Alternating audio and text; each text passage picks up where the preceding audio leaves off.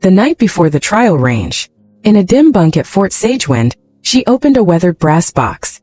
Inside, an old unit patch, a faded commendation letter, and a tarnished shell casing engraved with the date 04/17/05. Her mentor's final shot. She held it briefly, then tucked it inside her jacket pocket. "They don't need to know," she murmured. "Just see." The Montana sun sat high, glaring down like a lens over the dry rocks and open ranges of the recon grounds. Dust curled in the air. Laughter flickered across the assembled sharpshooters, edged with mockery. A young corporal lifted the M93 Falcon from its crate and offered it forward like a dare. "She won't fire it," someone said. The rifle was brutal, experimental, long-range, unfielded. It wasn't made for comfort. Known among the ranks for its recoil that could bruise a shoulder through reinforced padding. Eleanor Shaw didn't answer.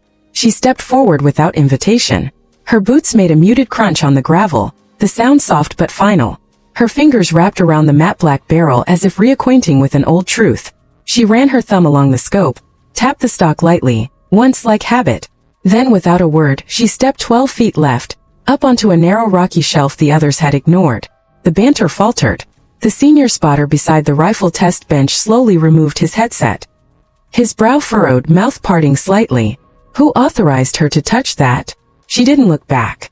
Her eyes traced the slope of the valley, the distant steel glint of armored targets half a mile away. The wind moved across the grass in invisible currents.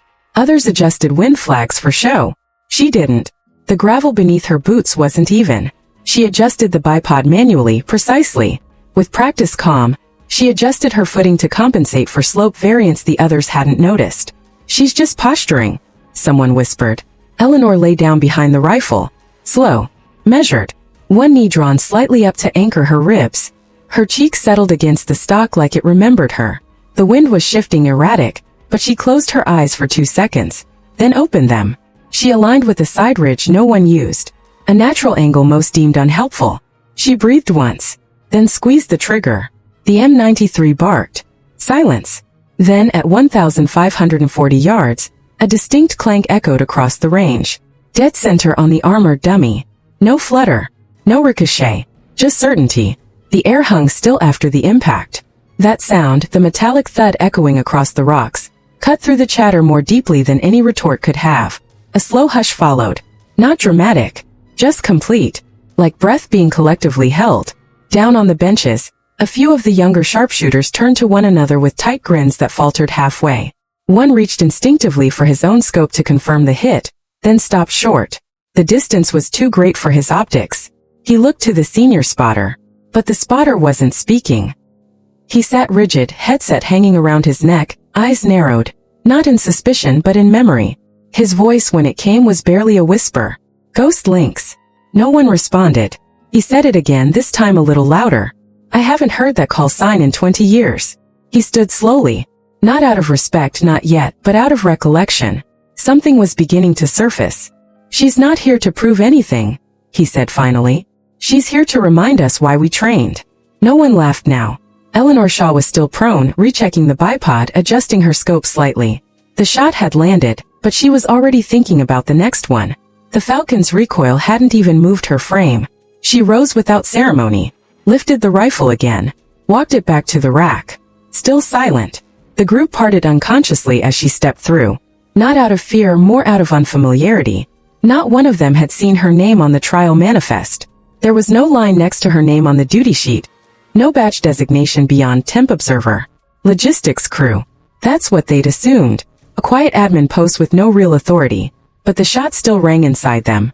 Later that afternoon, the officers requested her record. Access denied. They pushed further. Within an hour, one file opened, but only one. It wasn't the original personnel file. It was a redacted slate, unarchived, marked final clearance required. The name at the top, Eleanor Shaw. Clearance. RW retired, active withdrawn. Meaning off-record, off-roster, but with override capacity if re-engaged. History. Covert instructor. 31 confirmed neutralizations. Operation-level experience across 3 continents. Her specialties weren't listed, but under field distinctions was one phrase. Trajectory adaptation under environmental distortion. Most of them didn't even know what that meant. That evening she returned to the range. No one asked her why. She wore no insignia. No markers. Just her own matte rifle case carried low in one hand. The sun was setting, throwing gold across the ridgeline. The others were still packing up. But when she stepped onto the line again, some of them stopped. The weapon she assembled wasn't issued. A custom rifle, long barrel, modular frame. The kind of tool used by people who had learned that perfection came from necessity, not appearance. The scope bore no branding. Its calibration rings were scuffed from use. She lay down. Adjusted nothing twice. 3 shots. 16 seconds. 3 different targets, one near the tree line, one on a distant incline, one partially obscured behind steel fencing. All 3 fell. Each shot punctuated the silence, not like thunder but like truth. There were no cheers. No questions. Just a slow shift in posture. Those who had muttered earlier now stood a little straighter. Not ashamed, just aware. That night, the command board revised the manifest. Manually. Shaw Eleanor status. Independent marksman / full override. No commentary. No email chains. Just the entry. Quiet and final. And the next morning a different kind of attention followed her. Not adoration. Not deference. Respect. From those who knew to give it. She began selecting a few to train. Not the best shots. Not the loudest. One was a young Air Force transfer who flinched every time he pulled the trigger. Another a former police sniper, whose grouping was too tight, too rigid to adapt in real time. She didn't correct them with lectures. Didn't explain technique. She watched. Listened. Then stepped in quietly just once for each. To the one who flinched, she placed an old shell casing into his palm. Tarnished brass. Scarred by years. This isn't for the best shooter, she said, voice low and even. It's for the one who listens. The recruit closed his fingers around it. Said nothing. But he didn't flinch again. Eleanor never repeated a lesson. She never asked questions. Never offered stories. But she taught by proximity. By how she moved, how she breathed before a shot. How she corrected her angle not with formula, but with silence. Some of the range officers started taking notes during her runs. Not officially. Just quietly. Trying to catch what it was they missed. The senior spotter, the one who had first recognized her call sign, remained close but not overbearing. Every now and then, he offered the others quiet reminders. Don't try to be her. Just try to see what she sees. Shaw didn't interfere with the system. She didn't argue with structure or protocols. She just made them irrelevant. By Thursday, the wind patterns shifted. The valley flags told one story. The terrain told another. Several shooters missed shots they'd normally make. Eleanor hit 3 moving targets using manual leads. No scope assistance. No drones. Just sound and stone. And when the last one dropped, a steel dummy descending from the ridge by pulley, the whole range went quiet again. The kind of quiet that doesn't come from awe, but recognition of something long missing, and now returned. By Friday morning, her presence no longer needed explaining. They didn't ask where she came from. They didn't ask what she had done. The air around her simply discouraged it. Not from intimidation, but because anything they might say would feel insufficient. She wore the same gray utility shirt each day. No name tag. No patch. The stitching frayed slightly at the cuffs. Her boots, well worn and resoled twice over, never moved hurriedly. She always arrived just after sunrise, after others had staked their places on the range. And still, without calling attention, she claimed the center. Not through words. Through the weight of precision. Her sessions were never scheduled. But the watchtower began logging them anyway. Each shot, each correction, each adjustment. Patterns emerged that the junior analysts couldn't explain. Trajectories that defied slope algorithms. Corrections that matched terrain anomalies no one else had charted. A quiet investigation began behind closed doors. Why someone with override access was back in the system. Why her clearance had auto-reactivated despite being dormant for 4 years. No flags were raised. Instead, a memo circulated quietly between command staff. The summary read, Operational Excellence Field Retention Pending. Advisory, Defer Standard Assessment. Observe. That afternoon, the range remained unusually full. She was set up early. Her rifle laid out, cleaned by hand. No automated tools. Each bolt adjusted manually. Each click of the scope dial matched with a breath and wind check. The others had learned not to mimic. They simply watched. One of the sergeants approached her slowly. Permission to observe close, he said. She nodded once. No more words were needed. She let him watch over her shoulder as she adjusted elevation for heat shimmer, not visible to the naked eye, but present in the way distant outlines pulsed slightly against the horizon. She taught nothing directly, But after 2 hours, the sergeant went back to his line and dropped his dispersion rate by 40%. He didn't say a word to his teammates. By week's end, they added her to the daily briefings. Not by formality, just by necessity. Her notes were handwritten. Tight script. No flourishes. Just bullet points, wind rhythms, elevation bends, slope feedback. When she spoke, she never repeated herself. If you missed it, you missed it. But they didn't. Even the cockiest marksman in the unit had grown quieter around her. Not out of fear. Out of attentiveness.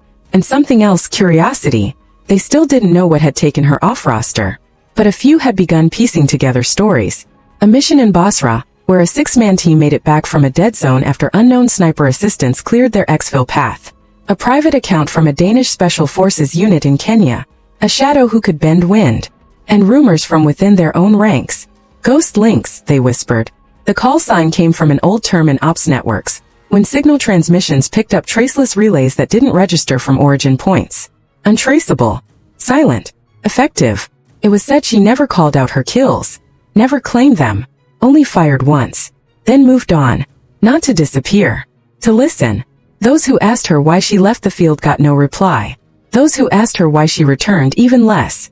But in the small downtime moments, late afternoon, the range mostly cleared. She would sit on the edge of the platform, boots dangling just above the dust, eyes fixed on nothing visible. Listening. One evening, just before full dark, a young recruit approached her. He'd missed 3 of 5 targets that day. His confidence, previously loud and rigid, had gone silent.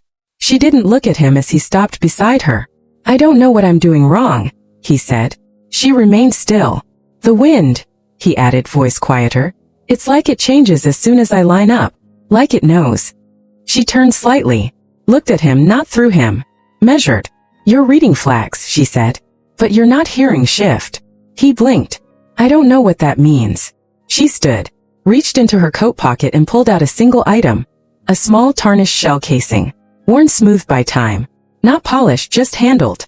She placed it in his palm. This isn't for the best shooter, she said, echoing the words she'd once spoken to another decades ago. It's for the one who listens. The recruit stared at the casing. She walked away. He kept it in his front pocket for the rest of the assignment. And he never missed more than once again. The casing passed between hands before the week was done. The recruit, Callan, hadn't spoken about it aloud. But others noticed the difference. He shot slower now. Not less skilled but less hurried. He no longer fired on confidence alone. He waited, shifted, recalibrated. Sometimes he lowered his rifle entirely if the echo didn't sit right. Something had shifted inside him. Not fear. Attention. Others asked what changed. He didn't tell them about the casing, not at first. Not until one of them missed badly in a crosswind and broke protocol by cursing his own failure. Callan handed him the shell without a word. Just placed it into his palm and said, "Hold this." Then breathed twice. Then fire. That was all. The next shot landed clean. And the casing moved again. By the third rotation, no one asked where it came from. They knew. That Friday, the range commanders requested a full demonstration. Not mandatory. Just expected. Word had reached higher up. About the trajectory logs. The unexplained precision. The rifle signatures they couldn't replicate with standard models. A visiting colonel from D.C. stood quietly near the communications tent. He said nothing. Didn't introduce himself. But he wore his uniform jacket open, bare chest patch visible. Afghanistan theater. 3 service stars. He watched her closely. Eleanor didn't change her routine. She arrived early. Not to prepare, but to listen. The valley had changed overnight. Rain had touched the edges of the rocks, leaving the dust tacky and uneven. The flags moved disjointed, each one pulling slightly out of sync with the next. She scanned the terrain. Not for targets. For movement. Then she walked to the edge of the west slope, unmarked terrain, where old training drones had once been left to rust. No one fired from that angle. Too unstable. Too exposed to vertical drift. She set up anyway. Took her time. She brought no spotter. No rangefinder. Just her rifle and a handwritten set of field notes. The wind blew in low bursts. She adjusted elevation manually, calibrated downward, then rotated her rear rest back 3 clicks. It was a small shift, something only the most advanced shooters would understand. Then she fired. The target she chose wasn't on the board. It was a decommissioned armor panel half submerged in the shale ridge. The round struck dead center. The sound echoed back like a breath taken in reverence. No one spoke. She turned, walked off the platform. Later, one of the command analysts asked her how she compensated for the wind distortion across the shale. She looked at him for a long time before replying. You don't compensate. You follow it. If you listen long enough, it tells you. The analyst wrote that down. But he didn't understand it. Not yet. By the week's end, the shift was complete. The official logs now listed her as instructor/override, though she never claimed the role. She never issued orders, never assigned drills, never lectured. But the range quieted when she stepped on it. Even the officers pulled their shots tighter. Even the visitors lowered their voices. The terrain felt different when she moved through it. Like the wind responded to her attention. The colonel who had watched from the tent came to her that evening. Not formally. No request for debrief. Just a short walk up the slope where she sat overlooking the valley. He didn't salute. Just stood beside her, hands clasped behind his back. I was in Ghazni, he said.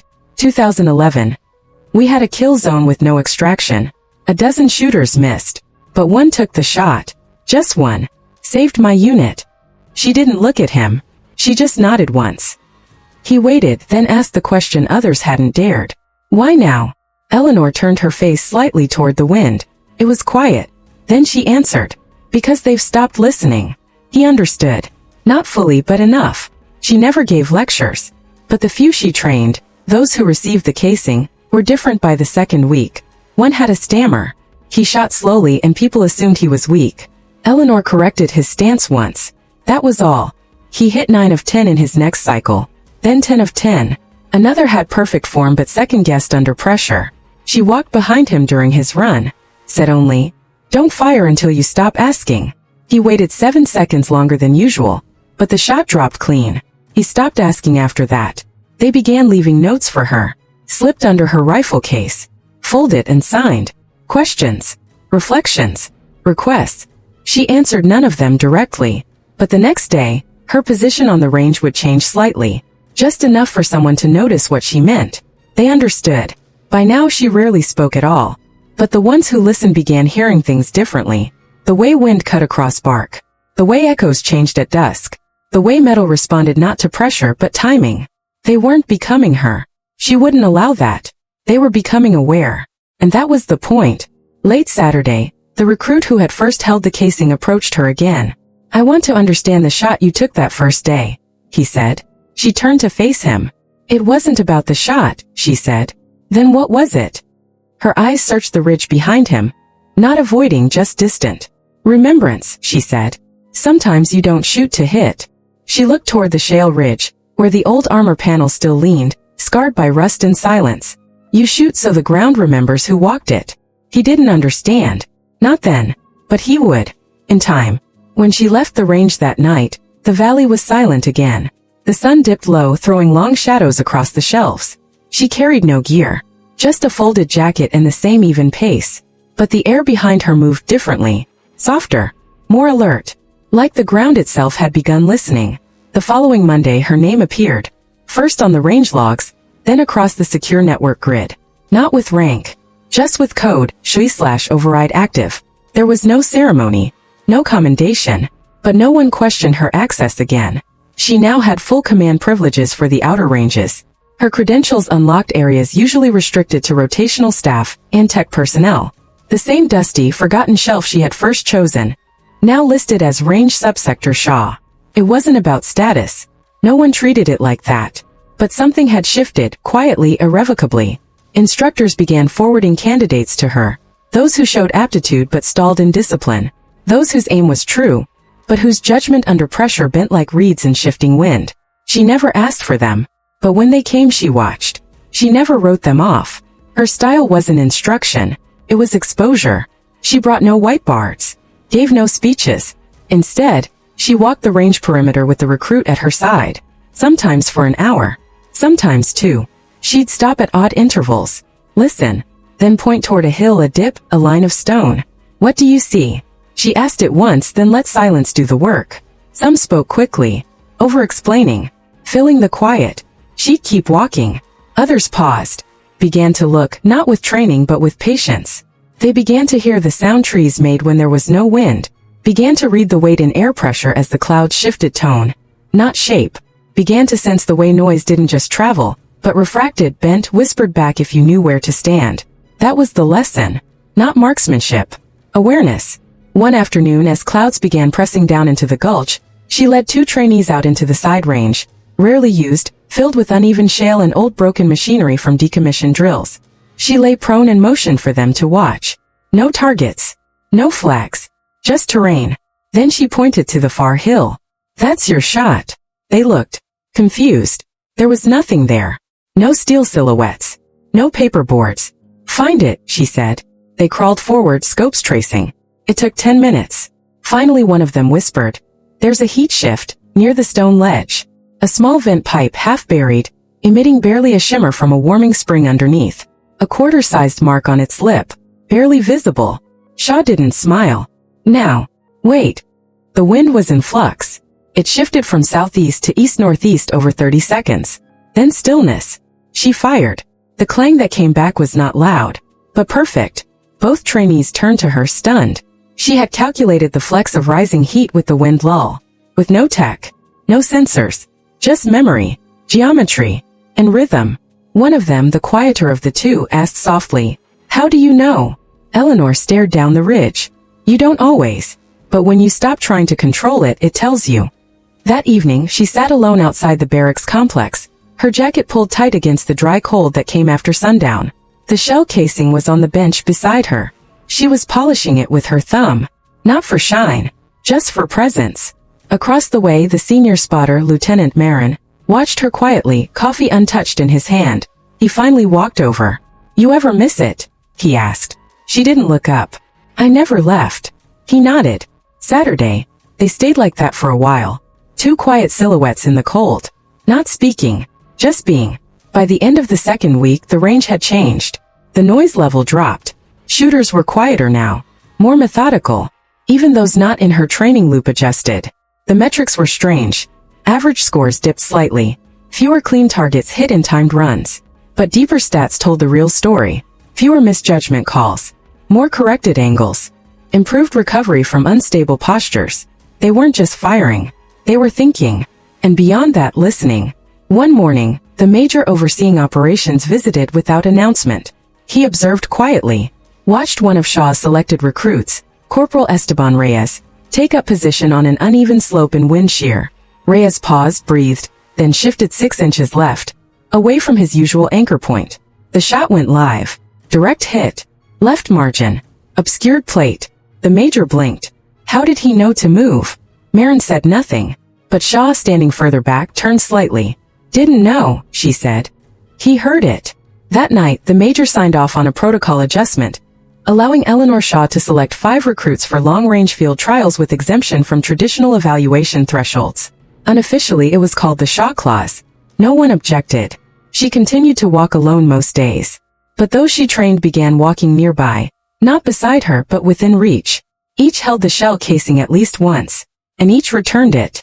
It was never carried away. It always came back. They understood. It wasn't a token. It was a reminder. That silence could teach more than sound. There was one recruit, special assignment, who hadn't fired a round in 3 days. He'd failed twice in simulation. Kept overthinking wind compensation. Eleanor approached him mid-afternoon. He was seated on a ridge, rifle unused. "You're not shooting," she said. He nodded. "I don't hear it yet." She paused, then sat, said nothing. They stayed that way for an hour.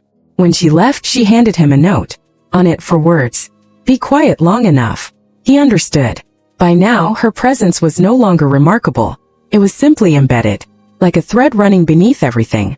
And when she passed by, even the senior trainers gave a small nod. They'd seen her file by then. They knew what she'd done, what she hadn't claimed. But it wasn't her record that spoke now. It was the way others began to shoot differently, walk differently, listen. On the final morning of her session cycle, she stood on the far shelf again. The same one from her first day. Wind high, skipping between gust and hush. She fired 1 shot, then walked away. The shot struck nothing. No target, just space. But those who had followed her training stood still. And they heard it. Echo bending off stone, circling back, as if to say, something passed through here, and left it changed. The registry updated at dusk. System tag. Shaw Eleanor status active. Independent marksman / override level alpha. No ceremony. Just a line in a system that normally didn't change. By then it no longer surprised anyone. The brass didn't summon her. No one asked for demonstrations. There was no plaque. No certificate. She simply began to teach. Not the whole base. Just a few. Handpicked not for their scores but their quiet. Not those who hit the most targets, but those who missed then paused. Listen. Corrected. On a Wednesday she led 5 of them, Reyes, Callan, Moira, Sung and Patel, into the valley before dawn. No rifles. Just notebooks. No orders. Just silence. They walked a half-mile without speaking. When they stopped she sat. The others followed suit. What do you hear? She asked. Each answered in turn. Wind. Birds. Distance. Then slowly Reyes said, there's an echo from the left ridge, but not off rock. Off water. She nodded. That's your drift source. They turned. 300 yards away. A low marsh, mostly dry, but still feeding a thermal swell as the morning air rose. Not visible, but present. They began to understand. In the following days she taught them mapping, not with tech but with boots. She made them walk the perimeter without optics. Trace wind by flag, by scent, by instinct. Your first shot, she told them, starts before you ever touch the rifle. Moira, the only one who had combat field time, broke protocol once. She fired out of rhythm during a life cycle. The shot hit, but Eleanor walked away. Said nothing. Later that evening, Moira found her by the equipment bench. I got the hit, she said. Why did you walk? Eleanor didn't look up. You got the hit, she said. But you broke the silence to take it. Moira stood there silent, then nodded. By the end of the 3rd week the 5 of them had changed. They shot slower, spoke less, and their scores, while unremarkable in appearance, showed one consistent thing. No loss of control under drift. Meaning, even when others missed, they corrected mid-fire. They listened. Eleanor handed each of them a casing, one by one. The same shell, rotated through their hands during training, now matched with 4 others she carried in a soft pouch tied inside her coat. Each marked with a scratch. Not from engraving. From memory. She gave no speech. Just placed them into palms. This is not a token, she said. It's a reminder. Sung asked, of what? She met his eyes. That you heard something no one else did. Don't stop listening. The instructors across the range began seeing the results. Candidates trained under Shaw hit fewer early targets, but surpassed others by week 4. Not in accuracy. In adaptation. Those she trained didn't panic under shifting conditions. They didn't freeze when wind flipped in crossflow. They paused. Recalibrated. Moved their anchor points. They followed terrain. One observer said, it's like they're aiming before they aim. And that was true. The range logs changed. A new term began to circulate. Shaw trained. It wasn't an official designation, but it showed up in the debrief notes. Marked not with scores but comments. Didn't fire prematurely. Held through unexpected crossbend. Listens longer than instructed. It wasn't the kind of praise that won medals, but it was the kind that kept teams alive. Late one evening, she stood alone again at the original shelf. The sky was turning. Twilight pressing in. The others were off shift. The lights had dimmed across the control bunker. She unpacked her rifle one last time. Not for display. Just for clarity. She sighted nothing. Fired once into the wind. Then packed it again. Her session was done. She left without a word. They found her coat folded on the bench the next morning. No ID tag. Just 5 shell casings in a soft cloth pouch. And a note. Handwritten. This is not for the best shooter. It's for the one who listens. When they added her name to the field wall, there was no ceremony. Just a new line. Shaw Eleanor Listener. It wasn't a title. It was a legacy. The recruits she trained went on to different units. Some remained. Others deployed. But their cadence changed everything they entered. They waited longer before firing. They used breath as timing. They corrected wind by ear. And when others asked where they learned it, they didn't explain. They just passed the casing forward. And said, quietly, listen first. She stayed in no one's records after that. No formal return. No debrief. Just a line on a roster overwritten by silence. The valley remained. Others came. Others trained. Some had heard of her. Most hadn't. But her rhythm lingered, like an old signal still humming faintly through the ridges. Wind shifted slightly on certain shelves. Recruits paused a beat longer before firing. And in the ready room a small wooden case sat open on a shelf. Inside it, a single tarnished casing. No plaque. No glass. Just presence. A quiet reminder. When asked later if anyone remembered her clearly, the answer was always the same. She didn't stand out. Then a pause. But you remember the way the range changed when she was there. No one called her a hero. That was never her interest. She hadn't returned for legacy or recognition. She had returned to remind them what it meant to be precise without pride. To listen before reacting. To train not just the eye but the mind behind it. And then to leave without claiming space. Years later, on a windswept field base overseas, a young marksman was asked why he paused before every shot. He reached into his pocket and withdrew a shell casing. "My teacher told me," he said, "some shots aren't about targets. What are they about then?" He turned toward the ridgeline. "About remembering who taught you to hear." She never needed the field again. It never left her. And now, it spoke in every shot fired by someone who'd once been willing to stand still and listen.